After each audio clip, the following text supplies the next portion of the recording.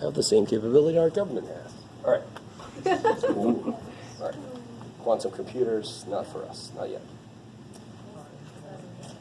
All right, is that enough for that idea? I can't remember who got me started on that, but I mean, if you really look at a table, there aren't that many functions you can use.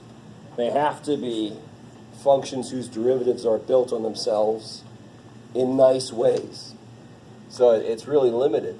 And then the whole idea of how to handle it when there's an X here, or when there's three things in a row or something like that. I mean, there's that pattern you can use. You can take a step back, see what it would be, and then see how to change that for this level, what to do.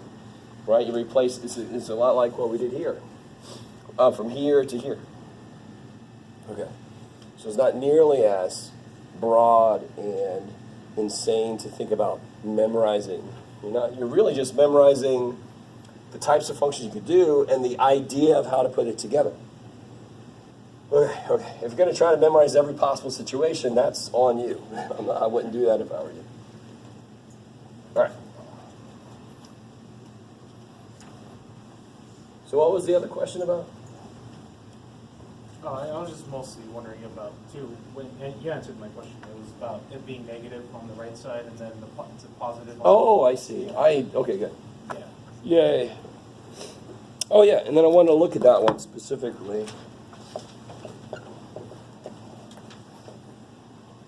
I was just wondering if it still counted towards multiplicity, even though there was a negative on it. Yeah, so let's see. So if I do the is everybody cool with what that means? What does mean? Associated homogeneous. Yes, I like it. Much better than my SOH homog. Right? So what do you get when you do the M squared plus 2. I like it. And then there's the aux. Yeah. See that? Just make it 0 on that side, and the aux is what you get when you do that substitution. Where does this come from, by the way? You should always remind yourself. Y equals A again, or A e to the mx. Or just e to the mx. Yeah. Assume y equals e to the mx, and then go for it. That's where that comes from. Any little shortcut you have, you really should know where it came from. Mm-hmm. Right? You have to. And then this, of course, you see eventually you get, what do you get for this? You get 0 and -2. So what's that mean? C1 Good. plus C2 e to the -2. Therefore, I can't have constant. For one thing, any constant's going to make this thing 0, right? So if I write out what you can do is you can write out your initial guess, right? So that would be, what would that be? Just come out, don't even look at that. AX plus B minus C That was a guess. into 2x. All right, now, what do I have to do to alter this? Multiply by x. Yeah, I like it. So this is a polynomial piece, and that is a exponential piece. So how am I going to adjust it?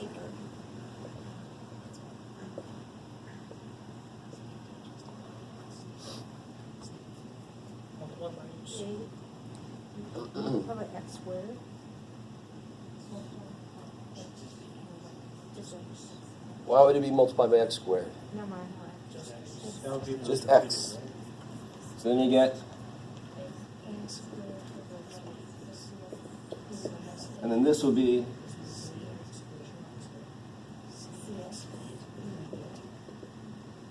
I like it. Now you don't have to, I don't know if they get this specific. They must.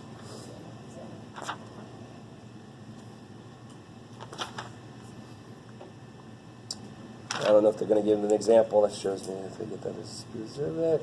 Oh well, I'm not going to worry about it. But you don't have to multiply the entire thing by something. right? You only have to multiply the parts that have problems. Because they are like YP1, YP2, YP3, so forth, right? So I mean, if this didn't have a problem, then I wouldn't have to multiply that piece by anything. Because I can actually solve I could solve the whole DE I could solve that DE, and then I could solve that DE. Do you see what I'm saying? Mm-hmm. I'm like, yes? So why did we bump up the power on the left side instead of, or on the like AX plus B tar instead of? All right, so two things. So based on what I just said, I don't know if you guys can catch it. Well, all right, let's do this. What's wrong with this piece right there, right now? The match with the constants. Yeah. You're not allowed to have a constant, because what's a constant going to do? It's going to make it 0. Gotcha. So I got to multiply that piece by x. Okay. Oh, I didn't even realize that on the right side it was also multiplied by x. Yeah. So since the right side is the same as the the first auxiliary, the c to e to the 2x, that's how we know. Oh, this here. Yeah. So that piece needs an x also. So even if this wasn't here, if this would have been negative 3x, I just wouldn't have put an x there. Why did I put a c there? Oh, yeah, because it's big C, John. Big C. Yes? Just what will happen if you multiply by one more x, How do you mean? right? If you multiply by x squared, what's gonna happen? I'm not sure how you mean. So if you multiply by too many x's, So just like you were saying, the initial we have to multiply by one more x, but if you multiply by 2x or x squared, sorry. then you're not going to have the parts that you need to answer it. So what's gonna happen at the end? You're going to get something that doesn't make sense. You're going to get like dx on one side with a bunch of stuff. On the other side, there's not going to be, how do I say this? Yeah, that would be, if there were no x, it'd be 0. So what would happen if you got if you don't have what you need here? So let's say I have 5x on this side plus other stuff, right? And on this side I have x squared, and then I have e to the negative 2. I mean, what's supposed to equal 5? 0. No, there's nothing here to pick this up. So if you don't have, if I multiply by too many x's, and in the process of doing this, either,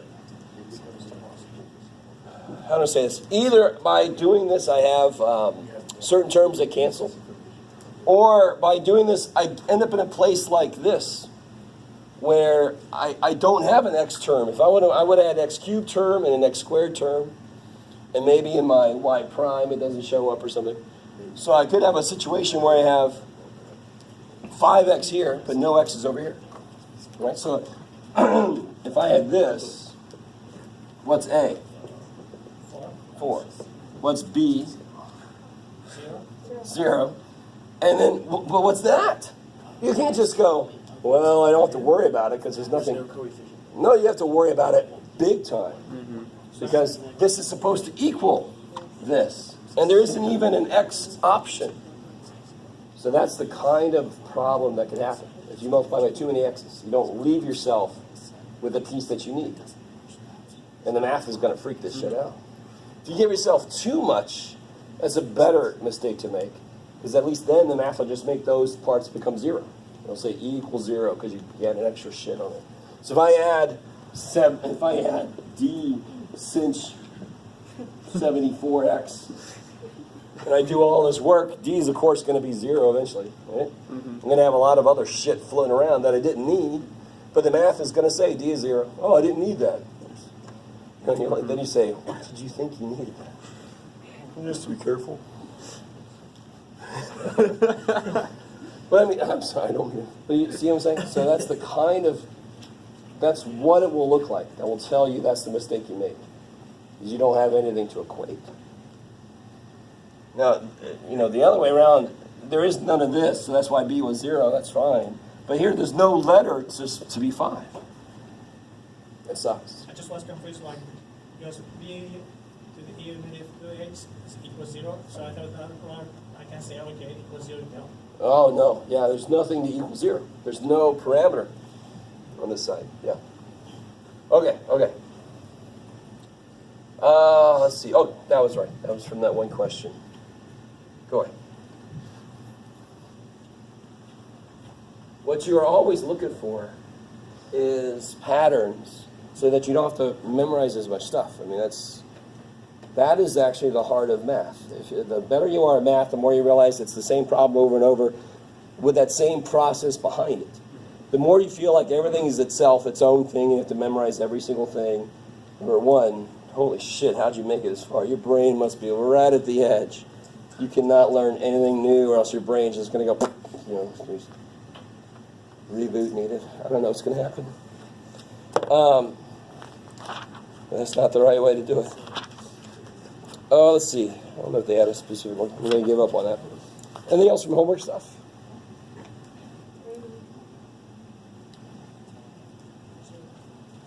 No? Okay.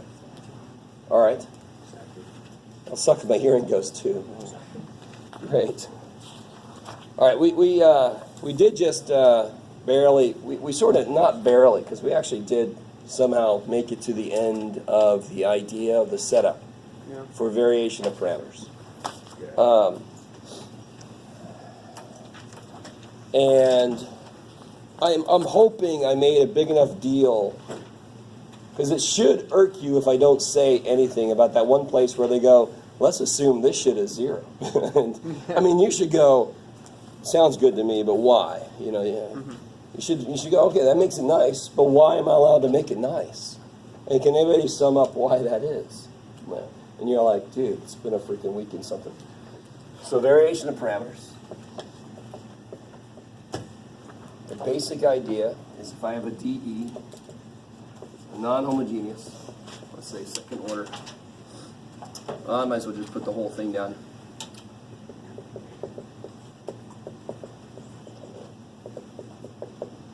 Okay.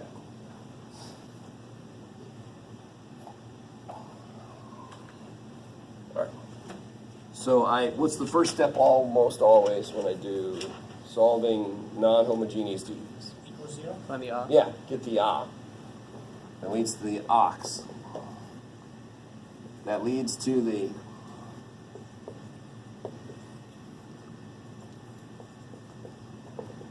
YC. In this case, it'll be 2 because it's second order. This idea can be extended, though. The Wronskian is a matrix, so you can make it as many dimensions as you need. Right? So this can go up higher and higher dimensions. And then here's the beauty of this process is it goes one step further than reduction of order. And it says, I'm going to assume that the YP, how's this work? Who remembers? Because U1 times Y1 is U2 times Y2. Yeah. So it feels a lot like the reduction of order idea. I can't remember if they use U's and... They don't use U's and V's, thank God. Okay. Some books use U's and V's, and I suck at U's and V's. They look the same, George. And really, from here, you just substitute that in and go. Now, there's a shortcut that I will allow you to use, all right? Because the shortcut has enough of the idea of where it came from, for one thing, and also because it's just heinous to go through it every damn time. And again, so everybody's got this here, right? This is your shortcut stuff here.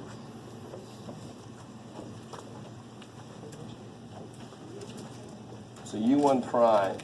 Negative Y means Y2 times f of x divided by W. And this is for second order linear. U2 prime equals Y1 times f of x divided by W. This comes from Kramer's rule, and this is also, this is the determinant of W1, W2. That's the Kramer's rule idea. So then from here you just integrate, and then you throw it back into what got you started, right? So you integrate, integral, blah, blah, blah, integral, blah, blah, blah, and then you throw that back in for YP.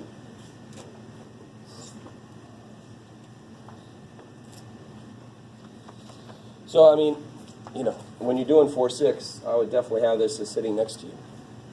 Yes, sir? Does this work for variable coefficients for like P and Q besides just constant? Oh, yeah, did they restrict it to be constants here? I think eventually they sort of make it seem like they did, but this works for functions too, yeah. Okay. I think, oh, here we go. Yeah. 27 is a good example of one.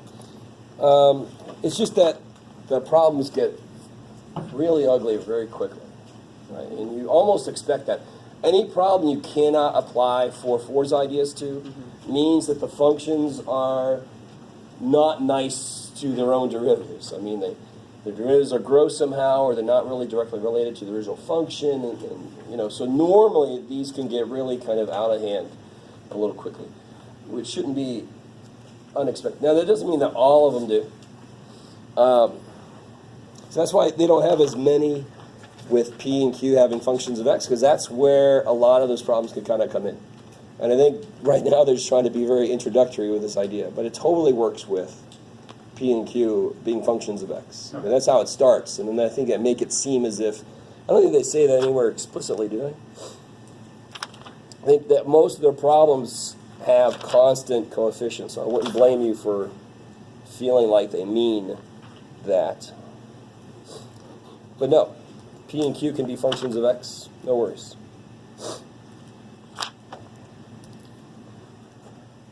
All right, so let's do this. What order do I want to do this in? Let's do an example of this all the way out. And then we'll do, we kind of want to look at section 4.7 because we basically have already done 4.7, so we really kind of have, not directly. And then I got a little handout with problems from both those sections for you guys to try. Holy shit, that sounds like a plant. Oh, shit. What do I do with a plant? All right. So let's try one out. Let's see. Let's do one that's on that handout from before. That I've put somewhere. Here we go.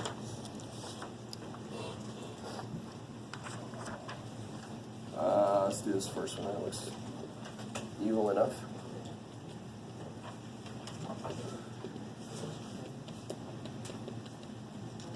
Oh gosh, I can't remember if this. Well, let's see how this comes out. What did homework? Did anybody try this one yet? Yeah. You did? Did you get it to work? Sweet. Okay. All right. So what gets me started here? First off, does this look like something from section 4.4? Yeah. You can do The x squared. Then you do the left side. left side. You can do the left side. Does section 4.4 involve? No, I gotta look because I don't think they do. Involve negative powers on anything. Purely polynomial, right? Yeah. Because otherwise, the whole idea of going down, is not really going to work that well. No. So that does not look like something 4.4 can handle. So I said this last time, and let me say it again. Variation of parameters is the general way to do anything like this. Linear, second order DE, variation of parameters. 4.4 is a special case when you have an easy function. Then you can guess the solutions for. You can guess it, because then it's restricted to what it could be. Here, I can't, screw it. So what's the very first thing I do? Which leads to the ox of what? squared minus 2n plus 1. 0. And minus 1 equals 1 equals 1. Into the x plus. Yeah, so this will be, is that cool, everybody? Everybody? E to the x plus c2 X. To the x. into E to the x.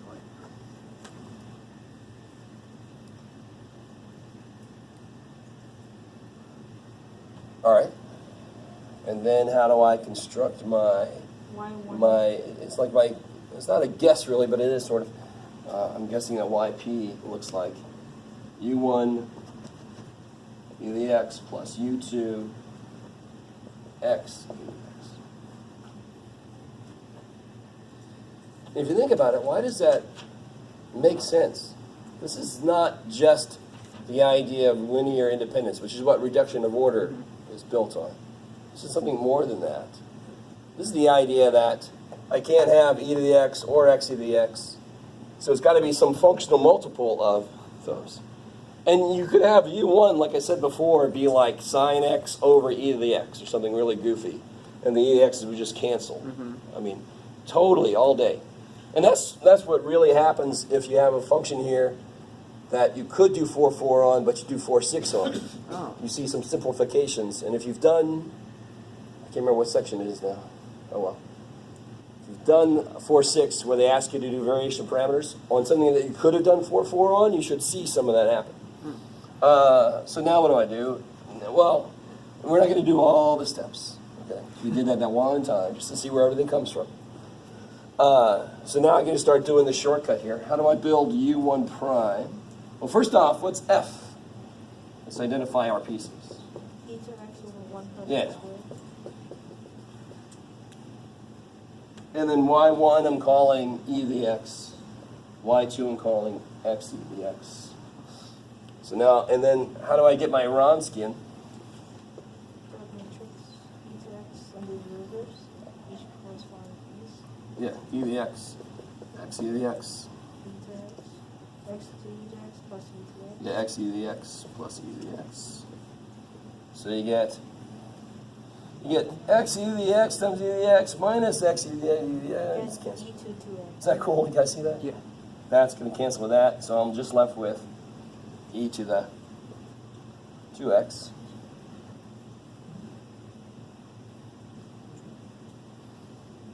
That's the w. That's the piece you need for the bottom. You guys with me?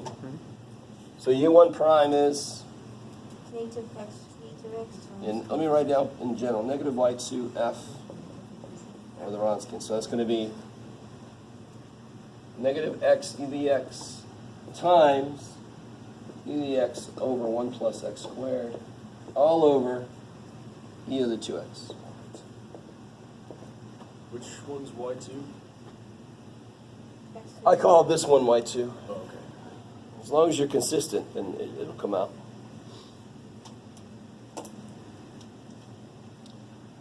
All right, because if I would have switched these, that would have been a negative, right? 'Cause so it stays consistent. And then what's really nice about this, It cancels out e to x. so you get negative x over 1 plus x squared, which is completely integrable, right?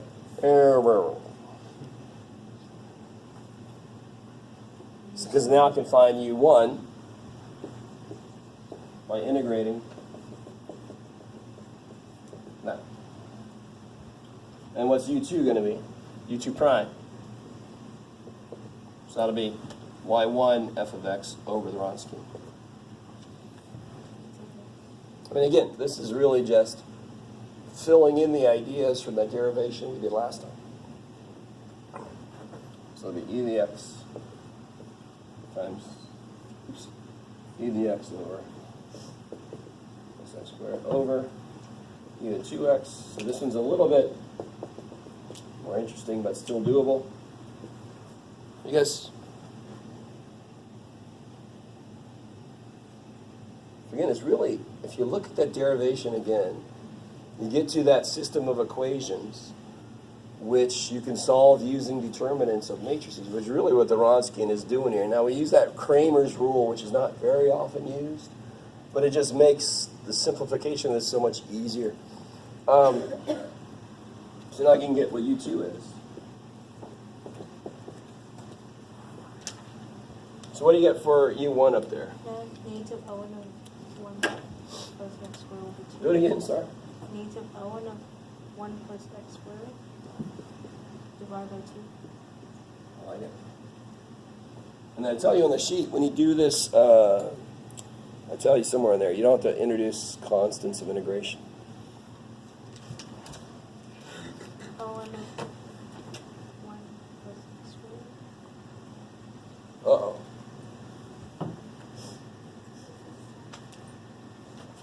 Anybody know what this is just off their head, off the top of their head? Arctan. Yeah, there you go.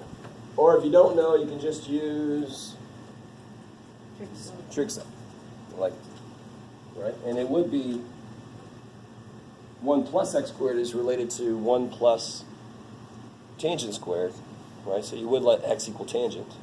You guys see that? Yeah. I don't know how you were taught those trig sub identity stuff, but it's just, if you know the identities, you know which trig to sub. I mean, it's that simple. You just say what identity is that related to. All right, so you end up with arc tangent. I don't like writing arc. Never did. X, right? Cool. Nothing else in there. So now yp is just going to be u1. So that stuff times e to the x. So I get negative e to the x natural log 1 plus x squared over 2 plus u2 times this stuff. So x e to the x inverse tangent x. And then, so that's yp. There's yc. So then y will be Slap them together. slap them together. I like it. But to me, you know, it's so much better to know where these came from. But, I mean, I understand, and trust me, I'm not going to make you do the whole thing, but you really should be careful about any shortcuts that you come across.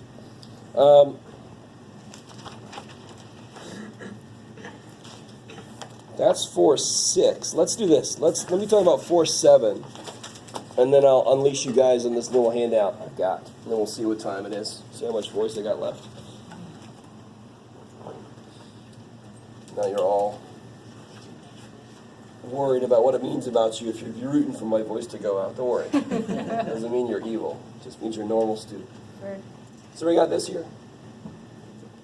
Anyway. Doesn't control. So, let me put this up here and see if you guys remember that we did talk about this already.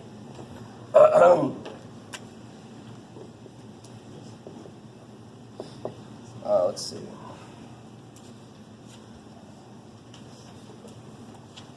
This is 4.7, right? It's 4-7, right? It's Cauchy-Euler. Yeah. Let's see.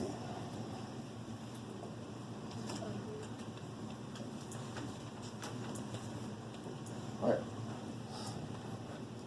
So this is analogous to the constant coefficients, where you get an auxiliary equation based off of your assumption for what the answer must be, all that kind of stuff.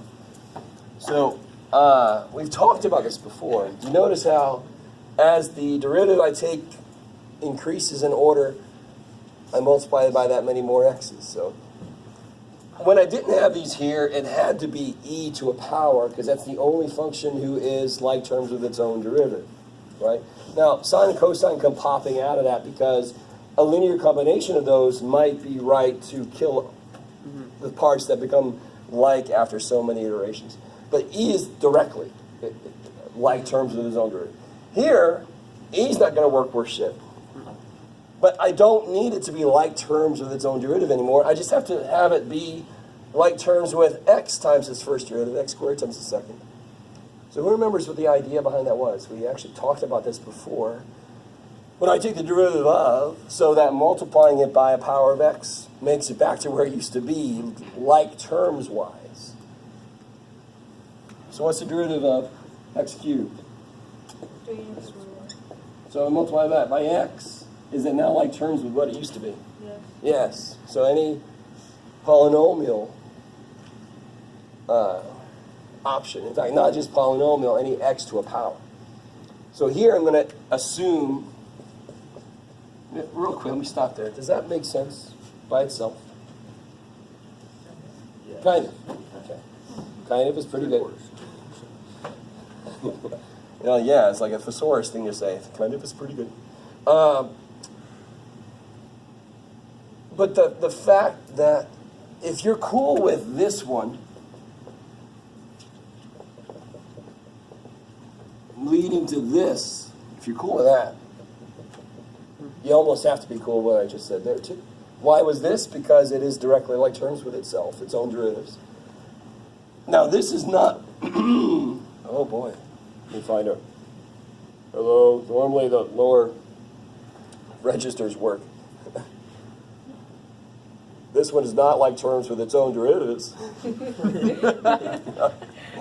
Oh, scheisse. But because of those other x's, that makes it like terms. Again, you guys, it's really the same idea. It's just that is exactly what it would be missing.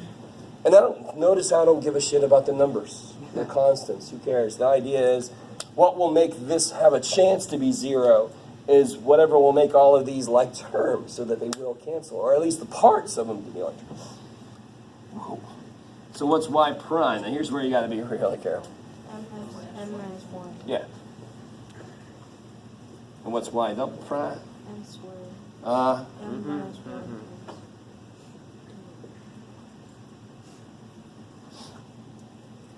Right?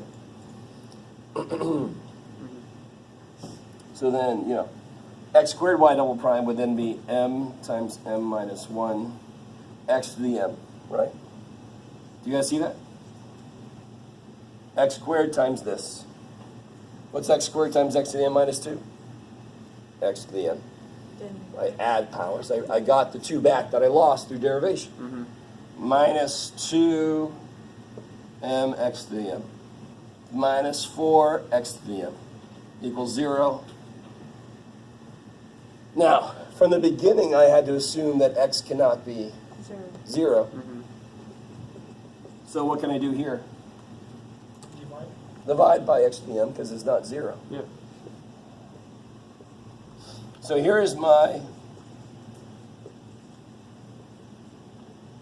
it needs to be cleaned up a little bit, right? Sure, Jeff. All right. M squared minus 3 m.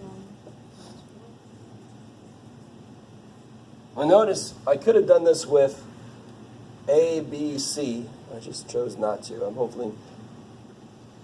Here, A is 1, B is negative 2, and C is negative 4, right? Is that cool? Yes. So how do I get negative 3? Well, I could do a few more to show you, but it's always going to be B minus A.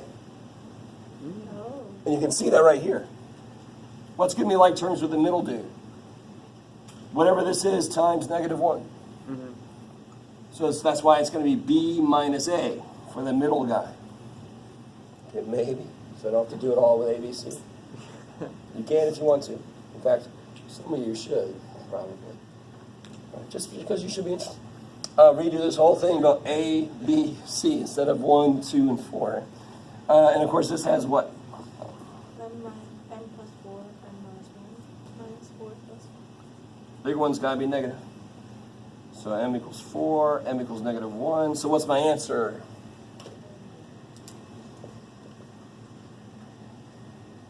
C1, E2. Yeah, C1. Careful.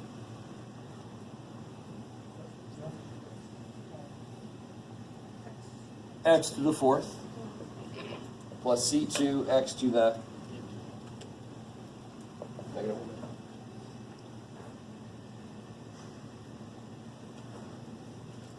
Pretty cool. I like it. All right. Now, building off of what we did before, let's construct one that will have a repeated root. And then we'll have to use 4, 2. Yay. So pretty cool with this. I mean, and obviously, if I put a function here, that would involve another step of yp. This would just be your yc. Here it's homogeneous, that's y. That's it. Mm-hmm. That makes it 0, makes it work, period.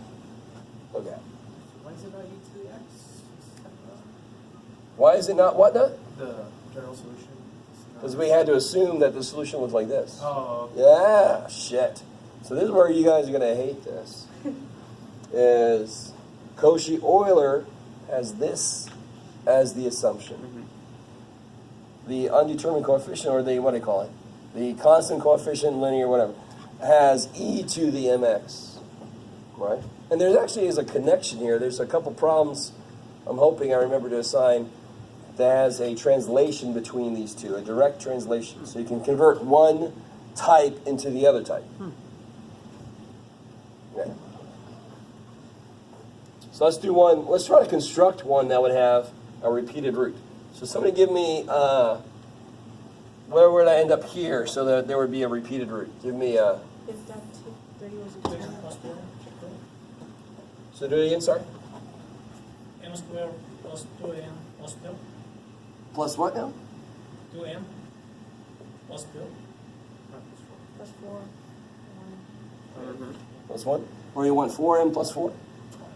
Yeah, let's do 4m plus 4. Haha. All right, let's try that. Can you guys work backwards and tell me what the DE must have been? Oh, shit. So look at this. What's A? 1. What's B minus A? 5. 4. So remember, in general, and I've got this on that handout too, I think. Yes, on the back, on the handout, 4-7, it tells you. If you have a Cauchy-Euler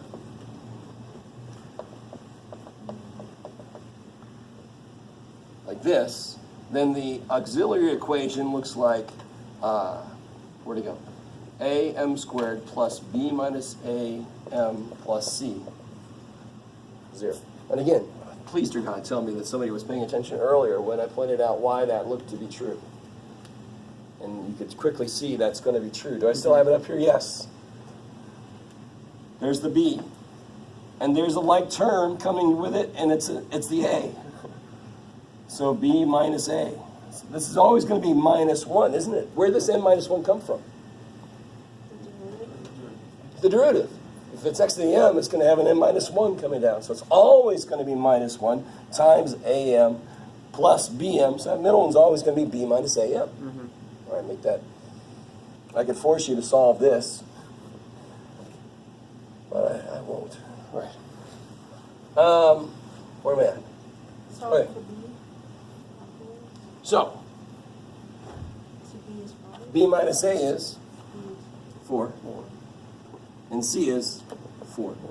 So b must be 5. And so A is already known to be 1. Yay. So now we got it. So what did our DE look like to get to this aux? It must have looked like x squared plus y to prime plus 5x y prime plus 4y. How is B minus A 4? because it is 4. Right. So again, what's in the aux equation? The coefficient here is going to be b minus a. This is my DE. Is that cool? That's my DE. So I started here so we can force it to have repeated roots. I'm just trying to show you, would you ever do this in homework? Almost definitely not. Is this still useful to do? Shit, yes. Is this maybe how Jeff makes his answers known ahead? Shit, yeah, man. Start with this. They go, where would that come from? If I just make up numbers here, it's going to be shit. Yeah. And you don't want to, man. I'm going to make one of them shit. You just know it. Case 3. What was case 3 for the earlier stuff? That's when you got what kind of answers? Complex. Oh, complex. Yeah, complex. So what are you going to get here? Complex. You could get complex answers, and they got to have their own special case. Oh, wow. Right. Okay. Let me see. Where am I? Oh, yeah. So now we already know this is the auxiliary equation. So you get m equals -2. So you got y1 is C1 minus x2 x to -2. I like it. I don't have to put the c's on there yet. I just did it for the functional pieces. So y2 has to be something else. And hopefully it makes sense. Why is y2 not going to just be multiplied by x? Why would that not make any damn sense? Because it will be a different number. Yeah, because it would lead back to a different m. I didn't get Yeah. a different m. So it can't be just multiplied by x. Okay. So I got this. So now what can I do? I can do 4.2. Reduction of order, right? Oh man, let's see if I can keep you guys. Remember it. Who remembers reduction of order? I got an answer. I That want times- another answer. That times u, we did positive. Yeah, so I say the other answer looks like u times y1. So y equals u times x to the negative 2. Take the rest of that and put it Yeah, back in. is that, you guys with me? Yeah. So y prime equals u prime x negative 2 minus 2u x to the negative 3.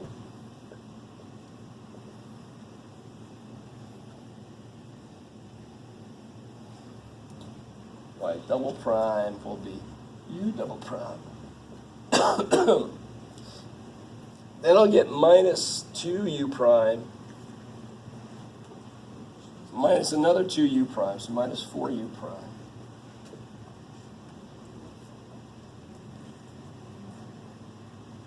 And then I get plus 6u x to the negative 4.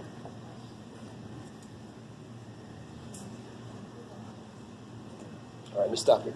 You guys with me? Yeah. All right. And then when I plug that stuff in, I'll get u double prime. X squared fills that in. Doesn't quite fill this in. Gather. And then definitely doesn't fill this guy in. Plus 5x times this one, so this will be plus 5u prime x negative. What is that? 5x times this. So all those are going to go up by a power. Is that cool? You guys with me, right? Giving it a 5 and an x. So that'd be minus 10u x to the negative 2. And then plus 4y, that's nice, plus 4u x negative 2. All right. And we cancel terms And what looks like we're on the right track? where we have All the those u's cancel. prime and- All the u's cancel. Good.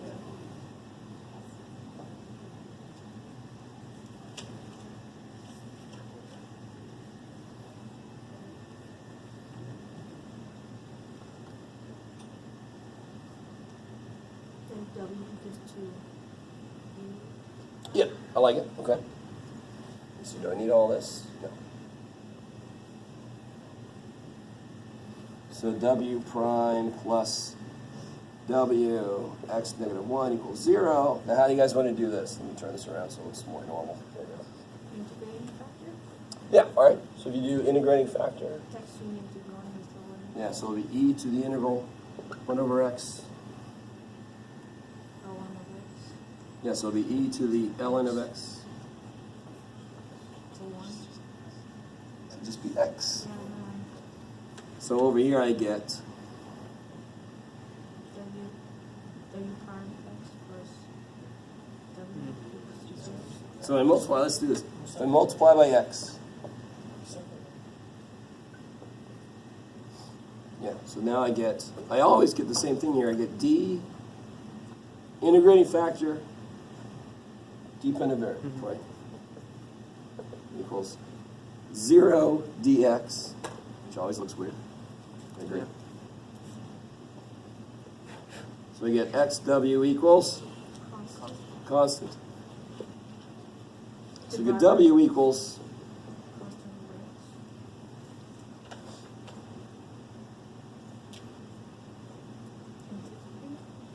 so then I get u prime equals Ln of x. C1. oops, I'm thinking ahead. U prime equals that. So then I get u equals integral. So u equals Ln of C1. C1. Oh, Plus C2 if you wanted to, sure. So then I finally get, now, so everything that just happened would happen again, no matter what the repeated thing was. That's why I didn't care. That's why I changed it to whatever. I asked you for whatever. It's always going to be this guy. So see, now I'm going to get y equals.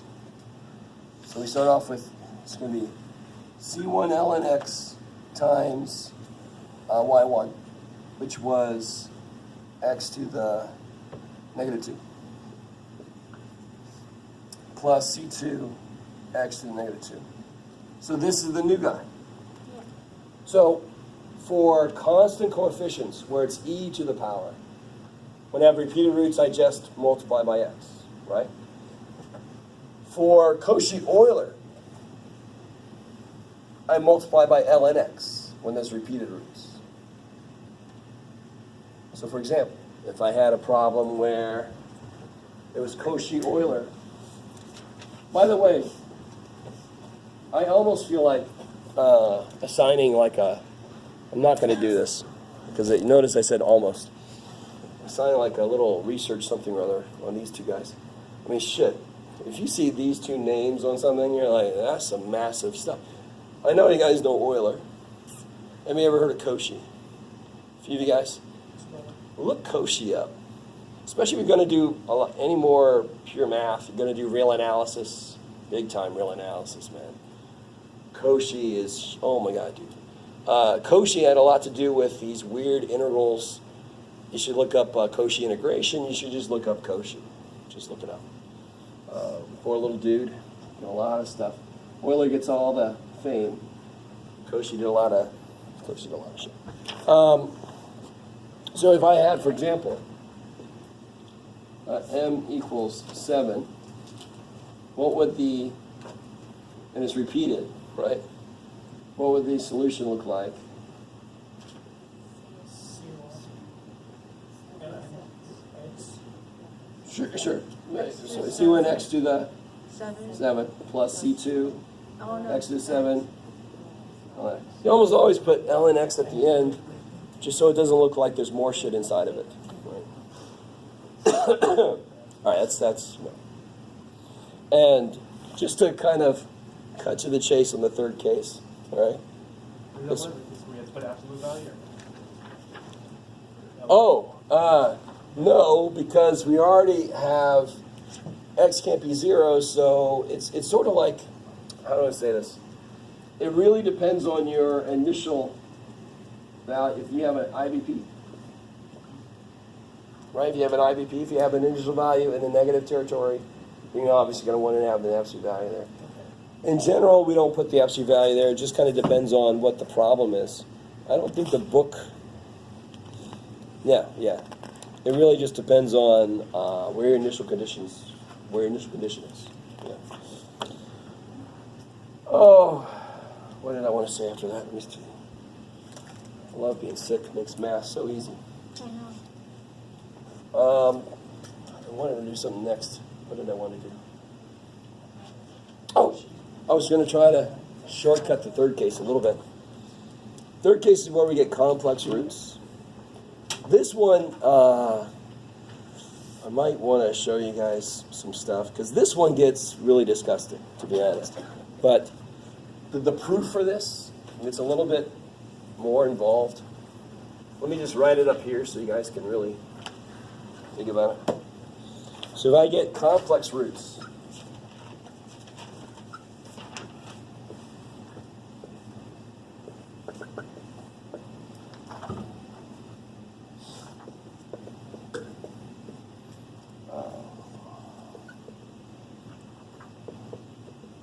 what was it, beta, get in there, beta natural value of x, good. Doesn't matter which one's which.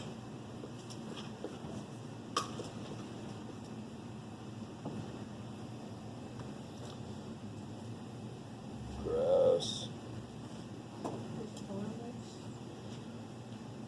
So recall that for this kind of thing, with no x's, right? This case was e to the alpha x times c1 sine beta x cosine beta x. Now watch, if you let x equal ln x, and really the right way to do this is to have one of these be t and then the other one's x. If you're trying to make a translation, it's sort of like, you don't want to, but just real quick, if I let x go to ln of x here, wouldn't that become that and that become that? And this would become e to the alpha ln x. What do you do here? Take the alpha up, then those go away, so you get x to the alpha, which is what that shit is. That's just a small taste of that problem that goes into the translation between, you can take a Cauchy-Euler and translate it into the other one or vice versa. You can. And you can see that in the form of that answer. You can see the legitimate guess to make about a translation between the two. Because I'm not going to, sorry. I was about to just jump into doing it, and I'm like, I think I assigned that one for homework. Okay. What kind of weird stuff can you see here? If they go to a higher order derivative, which they will do, and so will I, what should you do then? Because this only works for, where'd I go? This only works for second degree, second order. If I go to a third order, what will you do?